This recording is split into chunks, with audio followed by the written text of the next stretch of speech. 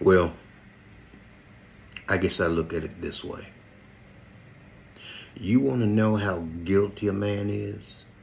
How quick that boy can flip a lie and make it sound like the Lord's own truth on Sunday? Ask the woman that he told that it was for her own good.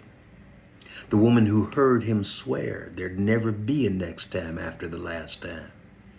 Ask the woman wearing that rictus smile and a little bit too much makeup on just one side of her face why she laughed so loud when everybody else in the room knows the joke wasn't that funny.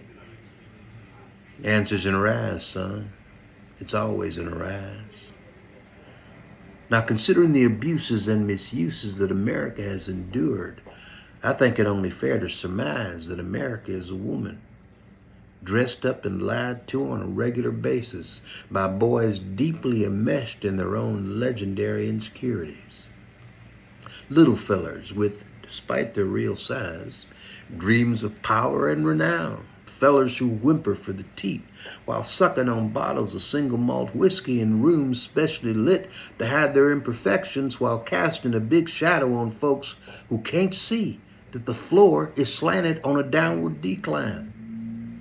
Fellers given to making promises they can't keep, using words they can't spell, stolen from books they can't read, in rooms filled with prophylactic fantasies while they talk about how much they love their country, but never near as much as they love themselves. Truth is harsh when you're parched. The truth is harsh. Take that orange fella, for instance. Talks like the aftermath of a diuretic overdose. Streams of stained water without a lick of substance pouring out his mouth like the froth of a rabid dog, making all kinds of assertions and promises about what he's going to do on his wedding, or was that his election night, and just how he's going to do it. About how the country's going to howl with pleasure and delight at his mimicry of substance and his promise to last all night long. Shout it out to any ham-fisted voyeur that'll buy the ticket and the soundtrack, because he can't and never has been quick enough to read the book. Yes, sirree. Promise them pictures and a soundtrack. Just buy a ticket and a program and a ticket, and you can watch, and you can listen, and you can watch and listen, because he likes his women. And America is a woman to be dependent, reclining on the decline, naked in front of an audience so he can claim every whimper and lay blame to every scar and each and every little demure and cancer-filled cough. Now, white boys and black boys can be questionable. That's the God's honest truth.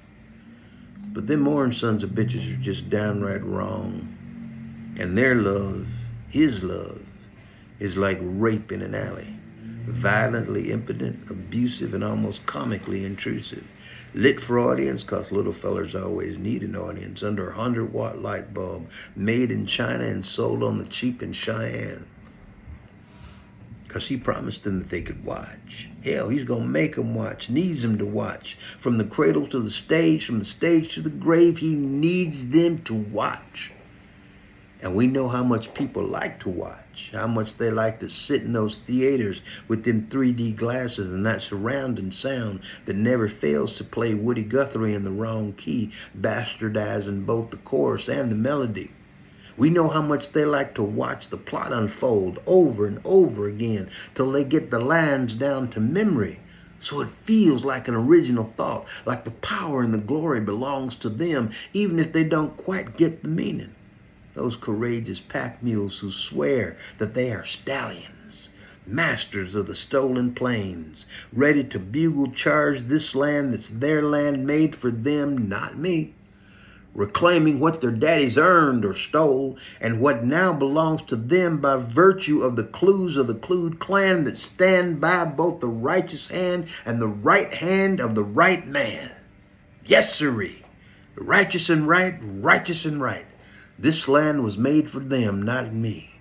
A coal company's promise, cadence to a reverence prayer sold at a medicine show to folks too tired, too drunk, and too disappointed to recognize a snake oil salesman wearing undertaker shoes and a hangman's tie.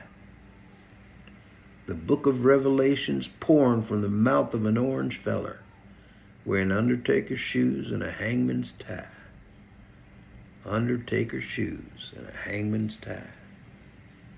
And the women, the sisters of pregnancy that signed the complicity clause so that they could get the house and the insurance, who don't mind lying about the length and the girth as long as they get in first and never have to come out last, who get to measure pretty by their Dorian grade self-portraits hanging precariously over the chifforobe, who loathe their mothers cause their daddies were never home, who's pretty last as long as their makeup don't run and their figures were always fabricated by fantasy, who know damn well what the orange man is selling and what the little big men are buying because that's all been set aside and reserved for birthdays, Christmas, and their first anniversary after salt-free tears are wept and dried in the graveyard.